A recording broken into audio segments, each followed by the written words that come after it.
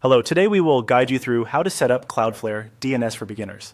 In this walkthrough, we'll be working inside the Cloudflare dashboard and configuring a simple rule for a domain. If you're new to Cloudflare, don't worry. Just follow along carefully and you should be able to complete the setup without any trouble. To begin, open the Cloudflare dashboard and go to the Domains Overview page. This is the main area where you can see the domains connected to your account and manage their settings. Once you're there, look through the list of domains available in the account. Next, click on the sample domain you want to work with. This will open the management area for that specific domain, where Cloudflare provides tools for traffic control, protection, and DNS-related configuration. Make sure you've selected the correct domain before moving forward, especially if there are multiple domains listed. After the domain page loads, find the Security section in the left-hand navigation menu and click on it.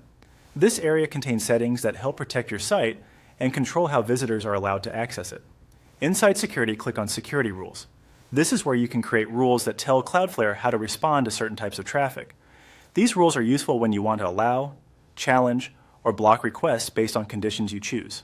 From there, click Create Rule. This opens the rule builder, where you'll define the condition and the action Cloudflare should take. When the options appear, choose Custom Rules. Custom rules give you more control and let you target specific traffic patterns. In the Rule Setup area, click on the field selector and choose Country.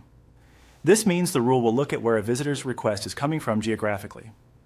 Using country-based filtering can be helpful for reducing unwanted traffic or limiting access from specific locations. Then click on the Value area and select the sample option shown. This sets the specific country value the rule will apply to. Be sure to review your selection so the rule matches the traffic you actually want to target. Finally, open the Action drop-down menu and choose Block. This tells Cloudflare to deny traffic that matches the country condition you just created. Once that's selected, your rule is ready at the configuration level.